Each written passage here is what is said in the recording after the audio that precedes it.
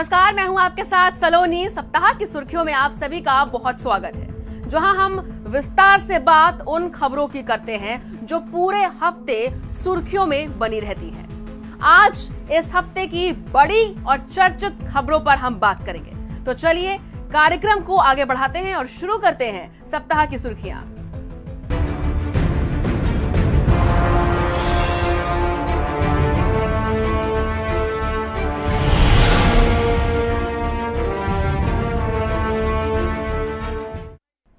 समय समय पर राजनीतिक गलियारों में हलचल बढ़ाने वाले और हमेशा चर्चा में बने रहने वाले ओम प्रकाश राजभर एक बार फिर सुर्खियों में हैं। खैर, सुर्खियों में तो वो तब से हैं जब से वो अखिलेश यादव से नाराज चल रहे हैं। अखिलेश से राजभर की दूरियां, गठबंधन में दरार, बीजेपी से राजभर की नजदीकियां, एक बार फिर से राजभर की घर वापसी, ये तमाम बातें चल ही रही थी कि इसी बीच यूपी सरकार ने ओपी राजभर को वाई श्रेणी की सुरक्षा दे दी। ये सुरक्षा भी राष्ट्रपति चुनाव के ठीक पहले दी गई। अब राजनीतिक गलियारों में ये सवाल उठने लगे हैं कि आखिर बीजेपी राजभर के प्रति इतनी नरमी क्यों दिखा रही है।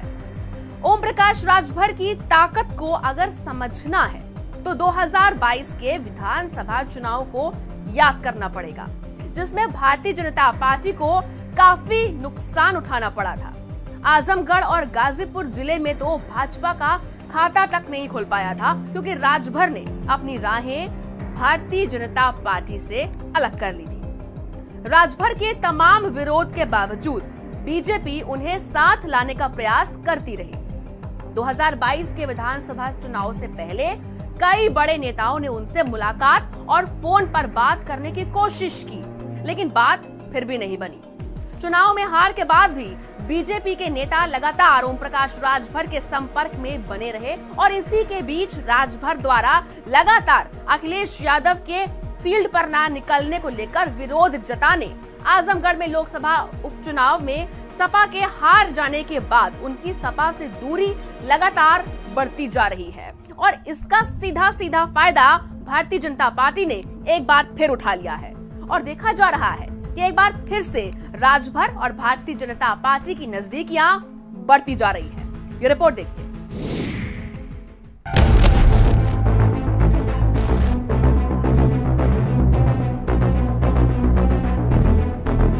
उत्तर प्रदेश विधानसभा चुनाव में बीजेपी के खिलाफ एक साथ लड़ने वाले सुभासपा प्रमुख ओम प्रकाश राजभर और सपा के अध्यक्ष अखिलेश यादव के बीच दूरियां बढ़ती जा रही है।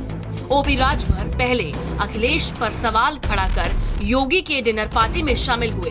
उसके बाद राष्ट्रपति चुनाव में विपक्ष की जगह एनडीए खेमे के साथ खड़े नजर आए और अब जो तस्वीरें सामने आ रही हैं, वो प्रमाण देती हैं कि सुभासपा और सत्ताधारी भाजपा के बीच फिर से दोस्ती की दास्तान लिखी जा रही है। दोनों के बीच नजदीकियां इस कदर बढ़ गई हैं कि अब सत्ता के गलियारों में राजभर का बीजेपी के खेमे में जाने की अटकलें तेज हो गई हैं। यूपी विधानसभा चुनाव में भाजपा से अलग होकर समाजवादी पार्टी संग चुनाव लड़ने वाले ओपी राजभर को योगी सरकार ने वाई कैटेगरी की सुरक्षा मुहैया करा दी है। इसे राष्ट्रपति चुनाव में एनडीए प्रत्याशी द्रौपदी मुर्मू को वोट देने के बदले में तोहफे के तौर पर देखा जा रहा है। देखिए, आज 2 साल से 9 बार एफआईआर मैं खुद करा चुका हूँ। आपके हजरतगंज थाने में भी एफआईआर हुई है, आपके सुल्तानपुर में एफआईआर हुई, आजमगढ़ हुई, बनारस हुई, मऊ हुई, बलिया हुई। जहाँ जहाँ हमारे साथ खुराफात हुए तहाँ तहाँ एफआईआर हुई। तो हम लिखा पढ़ी आज 2 साल से प्रधानमंत्री, गृह मंत्री, रक्षा मंत्री, मुख्यमंत्री, प्रमुख सचिव गृह, सबको हम चिट्ठी लिखते रहे। आज के लगभग 25-26 दिन पहले हमको जानकारी हुई कि जो आपके खिलाफ जांच चल रही सुरक्षा को लेकर के, वो पूर्ण कर ली गई है, जल्द ही आपको सुरक्षा दे दी जाएगी। ऐसी सूचना मुझे गृह विभाग से मिली। तो हमने कहा भाई ये जिम्मेदारी सरकार की है, सरकार उसको करे। तो उसी कड़ी में 15 तारीख को एक आदेश माननीय मुख्यमंत्री जी के यहाँ से निर्देश पर प्रमुख सचिव गृह ने एक आदेश भेजा, अपने ऑफिस से उनके एक आदेश गया कि इनको सुरक्षा व्यवस्था दे दी जाए। उत्तर प्रदेश में समाजवादी पार्टी संग गठबंधन में रहते हुए अखिलेश यादव के खिलाफ खुलकर बैटिंग कर रहे सुभाषपा प्रमुख ओम प्रकाश राजभर को योगी सरकार की तरफ से तोहफा मिला है। राजभर को वाई श्रेणी की सुरक्षा तब मिली है जब उनकी अखिलेश से दूरी और बीजेपी से नजदीकियां बढ़ती जा रही हैं। तो वहीं राजभर सपा गठबंधन पर भी जमकर बरसे। ये माना जाए कि तलाक के पेपर तैयार हो गए समाजवादी पार्टी से, अभी हुआ नहीं है तलाक। हम कबूल के लिए तैयार हैं, हम कबूल करने के लिए तैयार हैं, खाली दस्तखत कर दें। वो तलाक के पेपर तैयार हैं पूरी तरह से, आपकी तरफ से तैयार हैं? नहीं, हमारे तरफ से उधर से हैं, हम तो कबूल करने के लिए तैयार हैं। राजभर को वाई श्रेणी की सुरक्षा मिलने के बाद सियासत का बाजार गर्म है। राजभर की बीजेपी से बढ़ती नजदीकियों से राजनीतिक गलियारों में तरह तरह की अटकलें तेज हो गई हैं। सुरक्षा की सौगात राजभर की अखिलेश से मुलाकात और मुर्मू का समर्थन करने का इनाम माना जा रहा है। अब देखना दिलचस्प होगा कि बीजेपी और राजभर की ये नजदीकियां दोनों को किस मोड़ पर लाकर खड़ा करती है। क्या ये दोनों एक बार फिर से साथ आएंगे या फिर ये महज मिलने जुलने तक ही सीमित रहेगा? दोनों दलों की दोस्ती क्या गुल खिलाती है, ये तो आने वाला वक्त बताएगा। स्पेशल रिपोर्ट, भारत समाचार। द्रौपदी मुर्मू देश की अगली राष्ट्रपति चुन ली गई है। वैसे चुनाव से पहले ही उनकी जीत लगभग सुनिश्चित हो गई थी, क्योंकि मुर्मू को जिस प्रकार का समर्थन मिल रहा था उससे ये साफ हो गया था कि मतगणना के दिन यशवंत सिन्हा द्रौपदी मुर्मू के आसपास भी नहीं टिक पाएंगे। द्रौपदी मुर्मू 25 जुलाई को देश की 15वीं राष्ट्रपति के रूप में शपथ लेंगी। अब तक द्रौपदी मुर्मू के बारे में आपको भी काफी कुछ पता चल गया होगा, क्योंकि वो अब देश की राष्ट्रपति बनने जा रही है।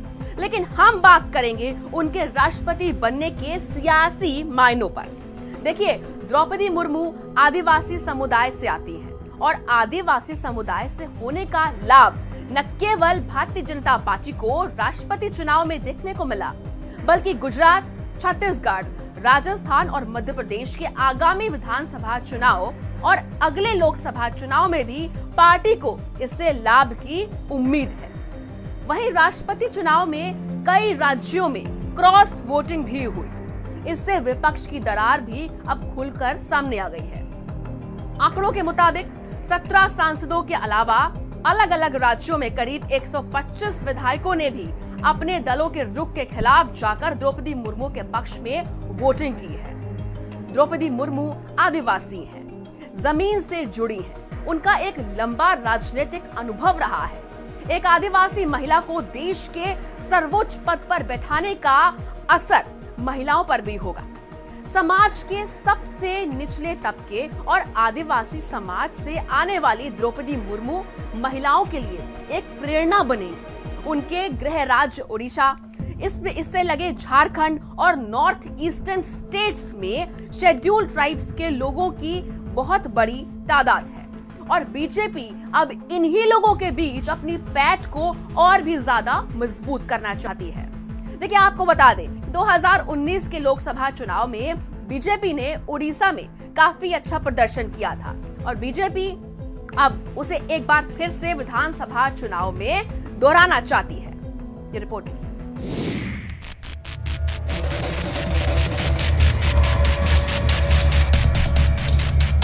पहली बार देश की बेटी आदिवासी राष्ट्रपति बनेगी।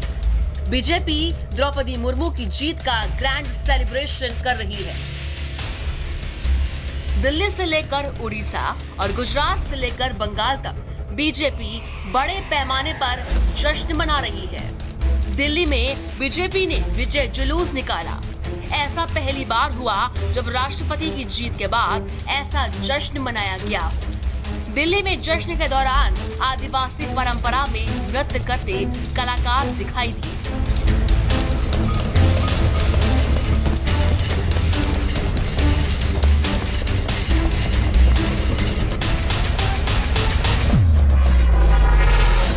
मोदी सरकार के ज्यादातर मंत्री मुर्मू को बधाई देने के लिए एक के बाद एक उनके घर पहुंचे। तो सवाल ये है कि आदिवासी समाज की महिला को राष्ट्रपति बनाकर क्या बीजेपी 2024 में लोकसभा और अगले 2 साल के अंदर होने वाले विधानसभा चुनाव को साधने में जुटी है?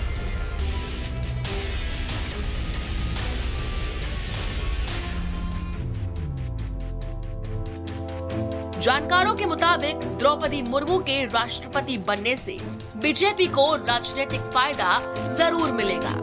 बीजेपी ने अनुसूचित जनजाति के वोटर्स को अपनी ओर खींचने की कोशिश की है। बीजेपी खुद को आदिवासियों की सबसे भरोसेमंद पार्टी बताती है, लेकिन वो भरोसा अभी तक जीत नहीं पाई है।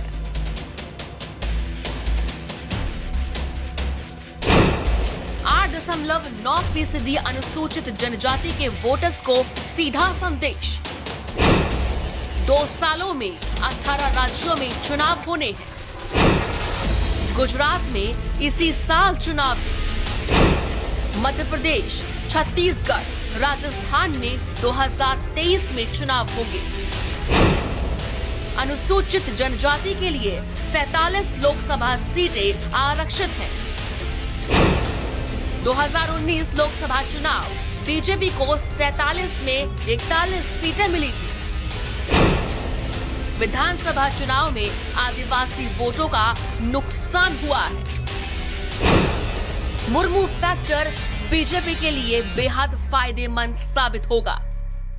द्रौपदी मुर्मू देश की नई राष्ट्रपति होंगी और वोटों की गिनती के 3 दौर के दौरान ही उन्होंने बढ़त ले ली। 25 जुलाई को द्रौपदी मुर्मू राष्ट्रपति पद की शपथ लेंगी और द्रौपदी मुर्मू आदिवासी समाज से आती है। ये पहली बार होगा जब देश के सर्वोच्च पद पर कोई आदिवासी राष्ट्रपति बनेगा। इसका संदेश देश के 8.9% अनुसूचित जनजाति वोटरों को भी जाएगा। ये द्रौपदी मुर्मू फैक्टर ही था कि राष्ट्रपति चुनाव में क्रॉस वोटिंग हुई। विपक्ष के सांसदों और विधायकों दोनों ने मुर्मू को बड़े पैमाने पर समर्थन दिया। जाहिर है आदिवासी और अनुसूचित जनजाति के वोटर्स को कोई नाराज नहीं करना चाहता है।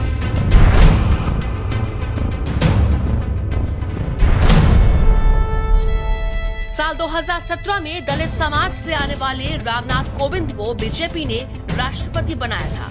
इसके बाद दलित वोटर्स का बीजेपी पर भरोसा बढ़ा था। 2019 में बीजेपी ने 2014 के मुकाबले ज्यादा बड़ी जीत हासिल की। इसी साल यूपी में हुए विधानसभा चुनाव में भी बीएसपी के कोर वोटर्स भी बीजेपी की ओर शिफ्ट हुए। अब बीजेपी को उम्मीद है कि द्रौपदी मुर्मू के राष्ट्रपति बनने से आदिवासी समाज का झुकाव भी बीजेपी की ओर ही बढ़ेगा। अगले 2 सालों में 18 राज्यों में चुनाव होना है, जिनमें 4 बड़े राज्य उड़ीसा, तेलंगाना, आंध्र प्रदेश और कर्नाटक शामिल है। वहीं 5 ऐसे राज्य हैं जहां पर अनुसूचित जाति और आदिवासी वोटरों की संख्या ज्यादा है, जिनमें राजस्थान, गुजरात, झारखंड, छत्तीसगढ़ जैसे राज्य शामिल है। वहीं 350 से ज्यादा सीटों पर मुर्मू फैक्टर भाजपा के लिए फायदेमंद साबित हो सकता है। एक महिला के राष्ट्रपति बनने से महिला वोटर्स में भी पकड़ मजबूत करने में मदद मिल सकती है। दूसरी ओर बीजेपी ने जगदीप धनखड़ को उपराष्ट्रपति पद का उम्मीदवार बनाकर सियासी दांव भी खेला है। जगदीप धनखड़ को उपराष्ट्रपति पद का उम्मीदवार बनाकर जाट समाज को साधने की कोशिश की है। स्पेशल रिपोर्ट, भारत समाचार।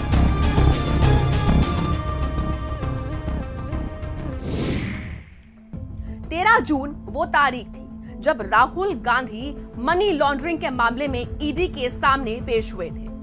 उस दिन विरोध की जो तस्वीरें पूरे देश से सामने आई, उन पर कई तरह के सवाल उठे और ठीक वैसा ही मंजर 21 जुलाई को भी देखने को मिला, जब ईडी के सवालों का जवाब देने के लिए सोनिया गांधी ईडी के दफ्तर पहुंची थी। देश के अलग अलग राज्यों में कांग्रेस के कार्यकर्ताओं ने जबरदस्त विरोध प्रदर्शन किया। पूछताछ दिल्ली में थी, लेकिन उसका शोर लखनऊ में भी सुनाई दिया। लखनऊ में भी कांग्रेस कार्यकर्ताओं ने भारी विरोध जताया। कांग्रेस अध्यक्ष सोनिया गांधी के खिलाफ चल रही ईडी की जांच के खिलाफ कांग्रेस के नेता और कार्यकर्ताओं ने जमकर प्रदर्शन किया और भारत सरकार पर यह आरोप लगाया कि सरकार जांच एजेंसियों का दुरुपयोग कर रही है। एक और देश की स्वतंत्र जांच एजेंसी ने कांग्रेस अध्यक्ष को जांच के लिए बुलावा भेजा और अध्यक्ष ने सहयोग का आश्वासन भी दिया। पर यह कैसा सहयोग जिसने आम आदमी को परेशानी में डाल दिया। सड़कों को जाम कर दिया, ट्रेनें बसें रोकी गई, जगह जगह विरोध प्रदर्शन हुए। सवाल यह है कि क्या लोकतंत्र में किसी स्वतंत्र जांच एजेंसी पर दबाव बनाना लोकतंत्र की परिभाषा हो सकता है? जिस लोकतंत्र की परिभाषा को कांग्रेस अक्सर अपने शब्दों में दोहराती रही हो। यह रिपोर्ट देखिए।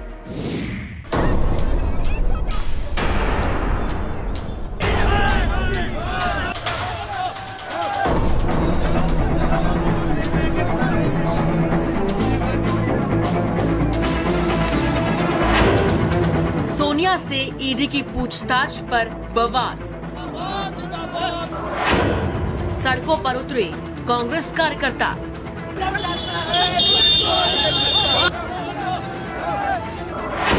कहीं ट्रेन रोकी तो कहीं लगाया जाम।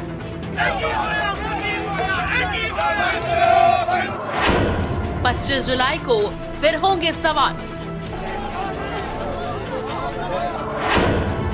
लोकतंत्र की दुहाई, सड़कों पर लड़ाई।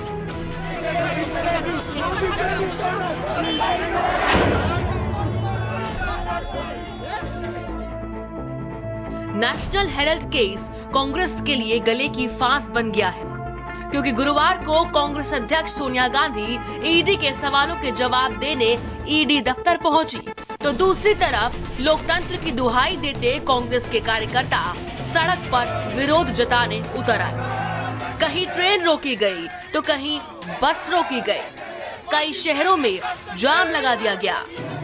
मतलब एक तरफ ईडी के दफ्तर में सोनिया से सवाल किए जा रहे थे, तो दूसरी तरफ कांग्रेस के कार्यकर्ता सरकार पर जांच एजेंसियों का दुरुपयोग करने का आरोप लगा रहे थे।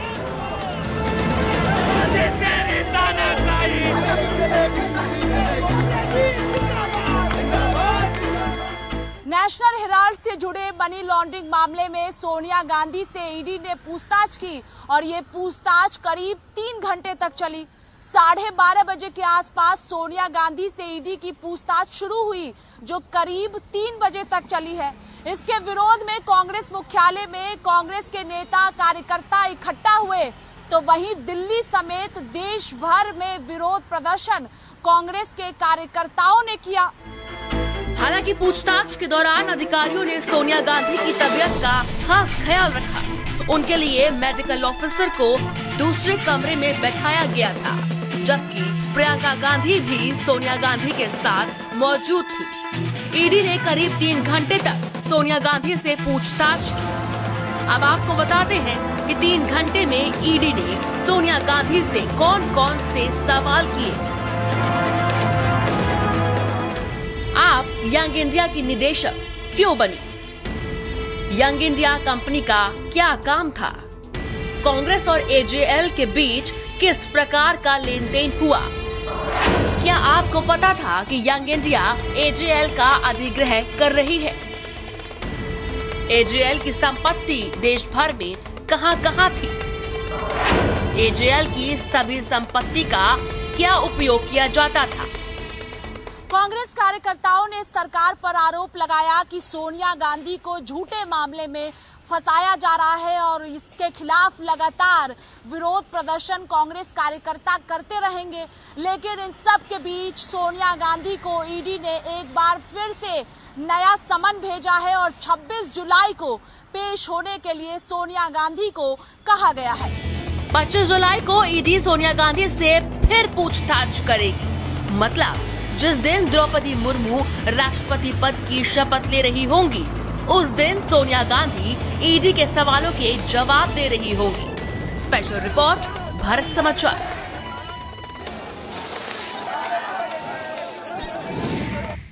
इस बार सप्ताह की सुर्खियों में बस इतना ही। मुझे इजाजत दीजिए, फिर मिलेंगे अगले सप्ताह कुछ नई और बड़ी सुर्खियों के साथ। तब तक के लिए नमस्कार।